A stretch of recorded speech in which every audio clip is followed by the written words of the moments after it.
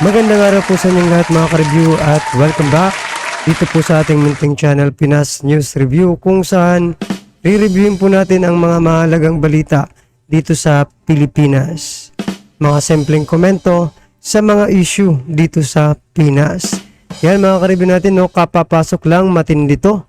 Natuklasan sa Kongreso, binulgar, PRRD tinapos Congress, Secretary Velasco nilantad. Nako po, ano kaya ito? So yan mga ka-review natin, yan po yung ating bibigyan ng reaksyon, komento or kritisismo, no, kung meron man po. Mula po ito kay Siler News TV. Yan mga ka-review natin, nasa description po ang full video link ng balitang ito.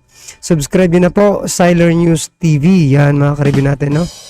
Pero kung bago pa lang at di pa po nakapag-subscribe sa ating munting channel, please don't forget to subscribe. At i-click na rin po ang bell notification para updated ka po sa lahat ng ina-upload sa ating reaction video. Yan mga ka-review natin, no. At ito na nga, sama-sama sabay-sabay po natin pakinggan, panoorin at bigyan ng reaksyon ang balitang ito. Ito na po. Audit ng pera ng Kamara, tapos na pala. Monthly pala yung audit ng pera ng Kamara, so walang problema. Wala raw nakitang problema at sumusunod sa Commission on Audit at sa mga batas ang Kongreso. Ayan o, naku, ito yung akusasyon kasi ng dating Pangulong Duterte na hinahamon niyang i-audit ang pera ng lahat. Ayun naman pala, ino-audit monthly. Naloko na. Military, nangangailangan po ng mas malaking pera. Lalo na ngayon. Alam ba ninyo nangyayari ngayon sa West Philippine Sea? Navy to Navy na. Yung People's Liberation Army ng China na barko ay naglalayag na rin sa West Philippine Sea.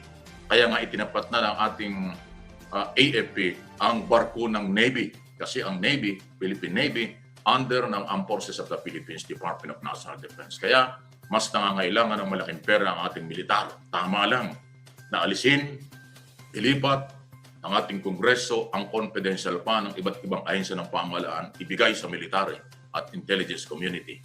Lalo ngayon, umiinit ang tensyon dyan sa West Philippine Sea. Navy to Navy na. Dati Coast Guard lang eh. Coast Guard ng Philippine Coast Guard, tapos Chinese Coast Guard. Aba ngayon, barko na po ng mga panggera yung nagkakaroon ng mga warning doon. Pero gusto kong iparinig sa inyo, ito sinasabi ni Secretary General Velasco. Kasi ito po yung totoo eh. Na sinasabi niya sa side ng Kongreso. At saka parang nabanggit nga dito, bakit nananawagan ng dating Pangulo ng parang people power? Hindi maganda kanya yun. Dahil lang dito sa isyong ito. Bakit nga ba ganun? Ano ba yung kanyang panawagang? Tawagan daw niya ang mga negosyante, mga military, mga sibilyan. Ano yun? Para saan nga ba yun? Kaya pakinggan niyo ito. Medyo malambot lang magsalita ito at detalyado naman. Si Reggie Velasco, Secretary General ng Kongreso.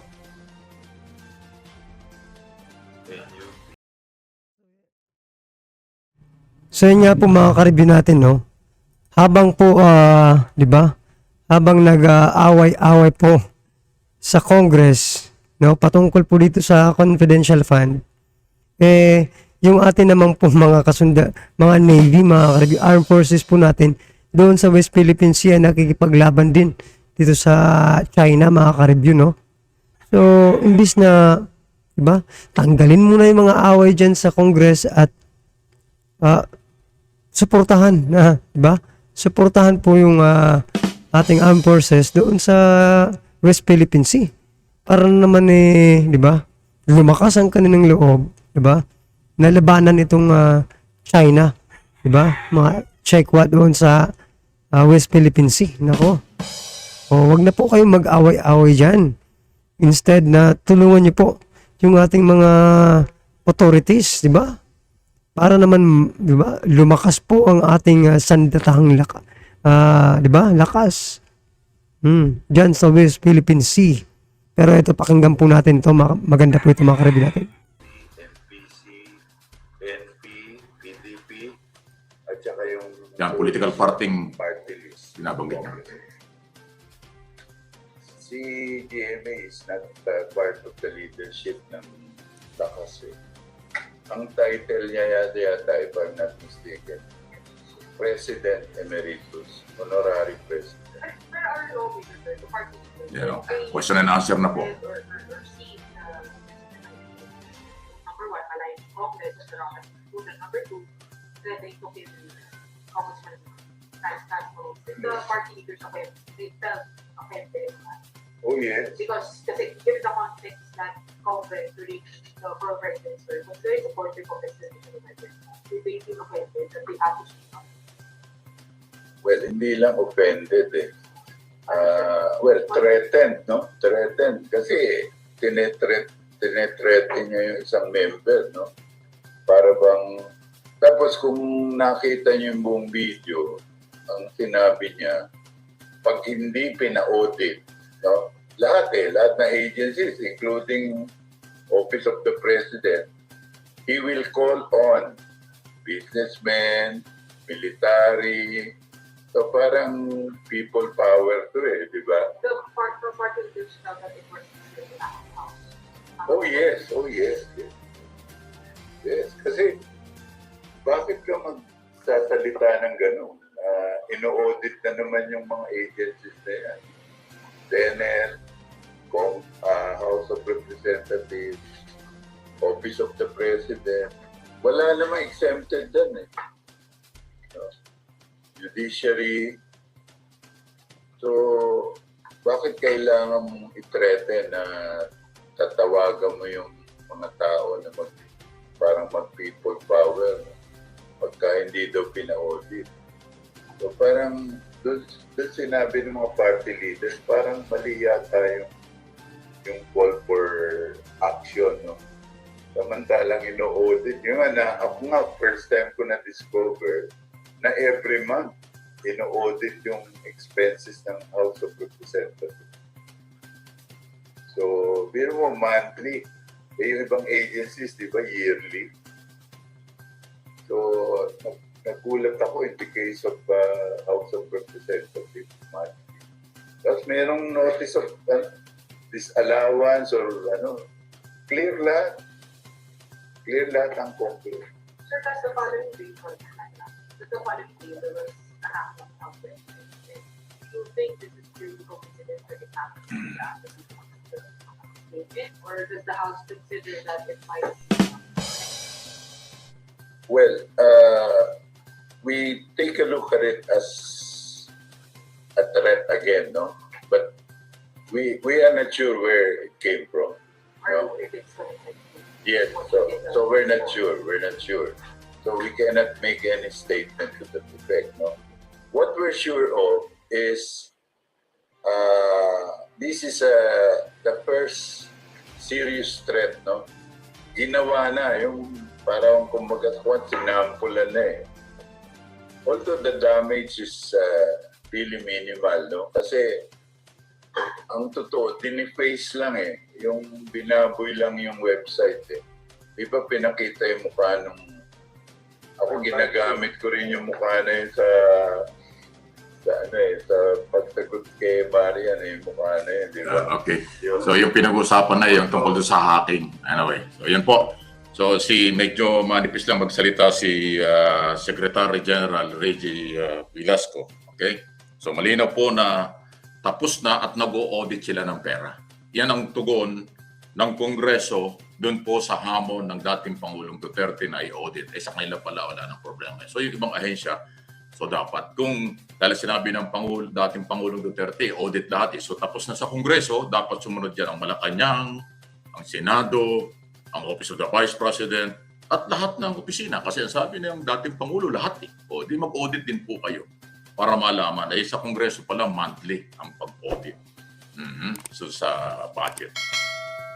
At saka, mahaba po yung forum na yung press conference na yan. Nagkaroon pa dyan ng pagdidiin si Velasco na ang Kongreso, mga congressman, malaki ang itinulong kay dating Pangulong Duterte nung sila ang Pangulo. Katunayan noong araw, ang majority leader ng Kongreso ay si Romualdez bago naging speaker. Ang naging speaker noon sa ilalim ng Duterte administration, medyo marami. Si Pantaleon Alvarez, sino pa ba? Gloria Macapagal Arroyo, Alan Peter Cayetano, at saka si Velasco. Yung Velasco taga Mandarinduque, 4 naging speaker Ang majority leader dyan ay si Romualdez. Ang trabaho po ng majority leader ay parang speaker yan. Kasi sa kanya dadaan ang lahat ng agenda. Yan din ang chairman ng Committee on Rules. So sa lahat ng mga panukalang batas na hinihiling ng Malacanang o ng Presidente dadaan sa Majority Leader o lahat ng panukala para talakayin sa floor at sa committee. So sinasabi dito ni Secretary General Velasco, kaya nagtatampo rin at hindi rin matanggap ng mga kongresista yung mga sinasabi ng dating Pangulo kasi sila rin ay nagsuporta. At saka alam mo ang mga politiko sa akin kung personal experience kasi ang tagal kong reporter sa Kongreso, nag-cover din ako sa Malacanang at sa Senado, no, reporter pa ako. Talagang ang mga politiko, lalo na sa Kongreso at Senado, o kahit na sa local, talaga kung sino ang presidente nakaupo, doon sila kakampi. Kasi yun ang kailangan nila. Sa ilalim po kasi ng Presidential System of Government, makapangyarihan ng Pangulo. Lahat ng halos budget na kailangan natin, kailangan ng mga local official or national official, dadaan sa Pangulo. Eh kung magiging kalaban ka ng Pangulo, di pa paano yung project mo sa probinsya? Paano yung project mo sa iyong lalawigan at mga city mayor, municipal mayor, or congressman? Di ba? Anyway, so ito ang ginagawa. Eh yung minority at majority sa Kongreso ay magkaka-partner. Ibig sabihin, nagtutulungan at sumusuporta sa nakasalukuyang gobyerno. Kung noon, si Duterte nakaupo 100%. Sinuporta ng Kongreso, sabi nga ni Velasco noong pandemic, lahat ng panukalang batas tungkol sa budget, ina-approve ng Kongreso bilang suporta sa Malacanang dahil kailangan ng budget doon sa pandemic. Ganoon naman talaga ang Kongreso.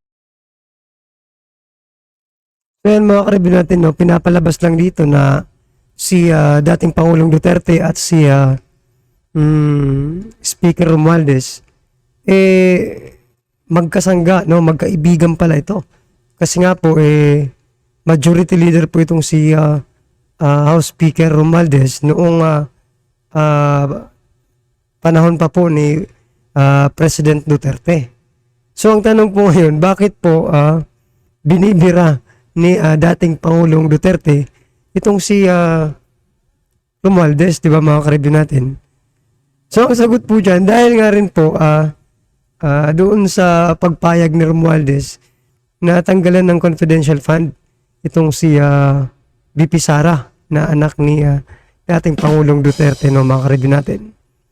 So tama rin naman po yung sinasabi ni Sir Mike Abe, mga karibyo, na no, gamitin po lahat ng hindi lang po yung kaya Vice President Sara Duterte, mga karibyo natin, yung confidential fund, no, or intelligence fund, gamitin po doon sa West Philippine Sea. O lahat po ng kung talagang gusto nating manalo doon sa West Philippine Sea, wag na po tayong mag-away-away dyan sa Kongreso. Patungkol po riyan sa confidential fund. Kung talagang mahal niyo po talagang Pilipinas, mga karibyo natin, lahat ng pondo ninyo, diba, sa Kongreso, Senado,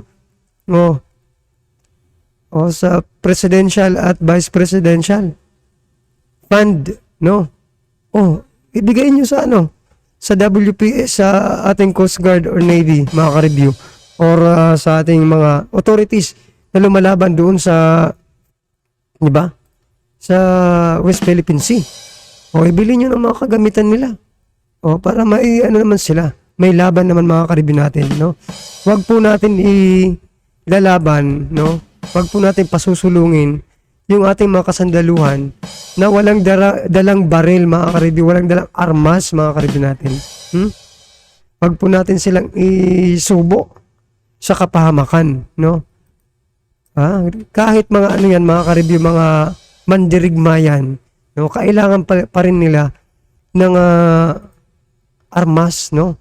O kagamitan para labanan pong itong China dyan sa West Philippine Sea. So yan, mga ka-review natin, ano pong reaction dyan sa balitang ito? Comment lang po sa baba para at least alam po ng ating mga kababayan ang inyong reaksyon, no? Dito mga sa mga sinabi ni President. Marami po ang nabigla, no? Doon sa sinabi ni dating President Duterte, mga ka-review natin, no? Na sinasabi nga mananawagan daw siya sa mga negosyante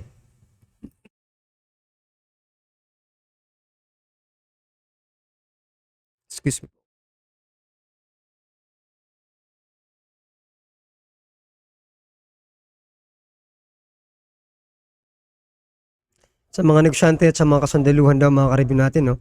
So marami pong nabigla dyan. So yan, mga ka-review, ano pong yung reaksyon? I-comment lang po. Maraming salamat po.